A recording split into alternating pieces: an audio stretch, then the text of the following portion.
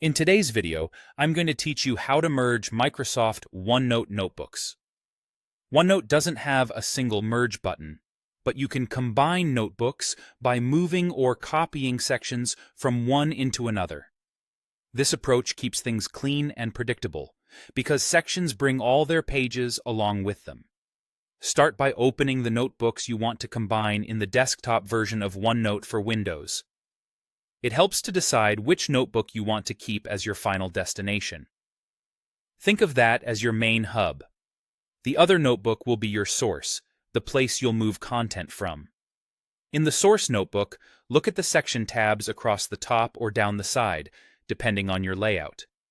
Each tab represents a section, and inside each section are the pages and subpages you've created. Right-click the section you want to bring over. From the menu, choose Move or Copy. If you prefer, you can also drag that section tab directly onto the destination notebook in the navigation pane. Both methods do the same thing. Use whichever feels more natural. If you choose Move or Copy, a dialog will appear. Select the destination notebook you picked earlier, then decide whether to move or copy. Move takes the section out of the original and places it into the destination, which is great if you're consolidating and don't want duplicates.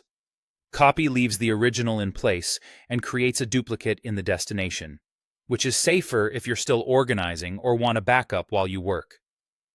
If you're unsure, start with Copy and switch to Move. Once you're confident everything is where it should be. After you confirm, OneNote transfers the entire section, including all its pages. Give it a moment to update, especially if your notebooks are stored in the cloud, as syncing can take a little time. Repeat the process for each section you want to combine until all the content from the source notebook is in the destination. As you go, it's helpful to keep an eye on the order of sections so your organization makes sense. If you're working in a shared notebook, make sure you have permission to modify its structure. And if your notebooks are large, moving sections in smaller batches can make the process feel smoother. That's all there is to it.